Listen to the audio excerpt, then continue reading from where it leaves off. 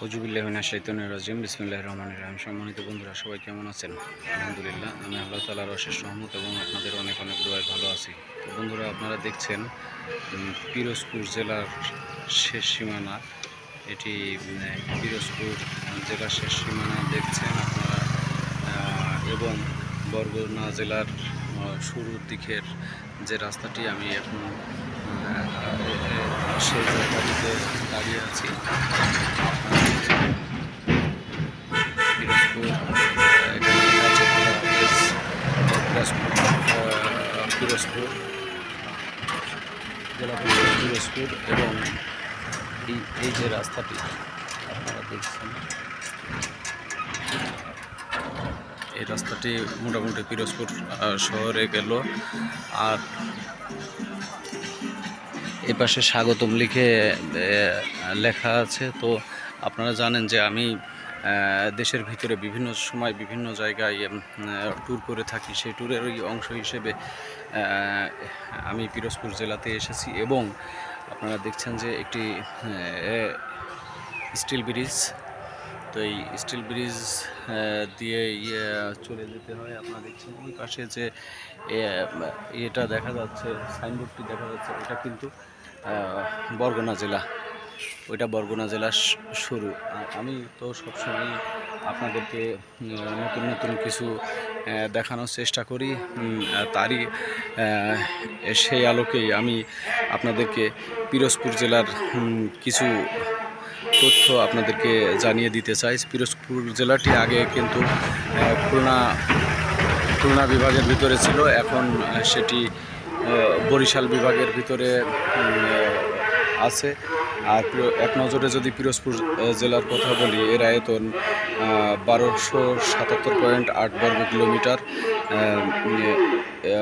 এবং 493.36 বর্গ kilometre. BCS জরিপ 2011 সাল অনুযায়ী এটি। আর এখানকার জনসংখ্যা 11.10 লক্ষ। তো পিরোজপুর আসলে আমি যেখানে একটি লাইভ ভিডিও করছি, সেখানে অন্য একটি মাইকে ডিস্টার্ব করে যাচ্ছে, কিন্তু যখন ভিডিওটাই করা শুরু করেছি তো শেষ করতে হবে। তো যাই হোক, আপনারা শুনবেন আশা করি। আর সেটি হলো পিরোজপুর জেলার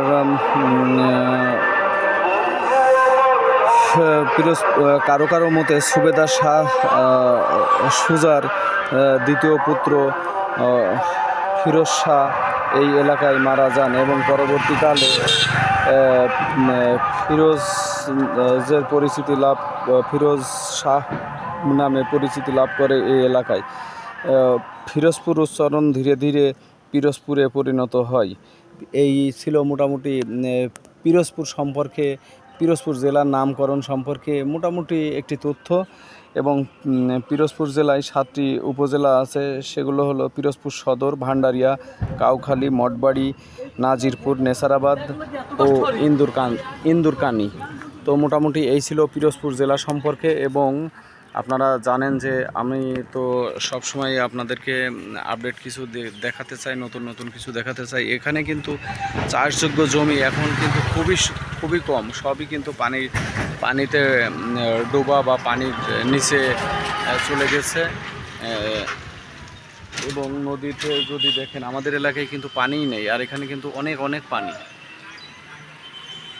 তো নিত্য নতুন জায়গায় যদি আপনারা কোনো কিছু দেখতে চান এবং নিত্য নতুন কিছু দেখতে চান, তাহলে আপনারা সবসময় আমার সাথে থাকবেন, আমার আইডির সাথে থাকবেন। এবং আমার একটি ফেসবুক পেজ এলবি টিভি এবং মুস্তাফিজুর রহমান এলবি লিটন, এবং একটি ইউটিউব চ্যানেল আছে মুস্তাফিজুর রহমান এলবি লিটন। এই চ্যানেল এবং আইডির সাথে ইউটিউবের সাথে থাকবেন, নিত্য নতুন তথ্য নির্ভর কিছু কথা শুনতে পারবেন। তো সবাই ভালো থাকবেন, সুস্থ থাকবেন, এই আশাবাদ ব্যক্ত করে আমি মোহাম্মদ মুস্তাফিজুর রহমান এলবি লিটন আপনাদের থেকে এই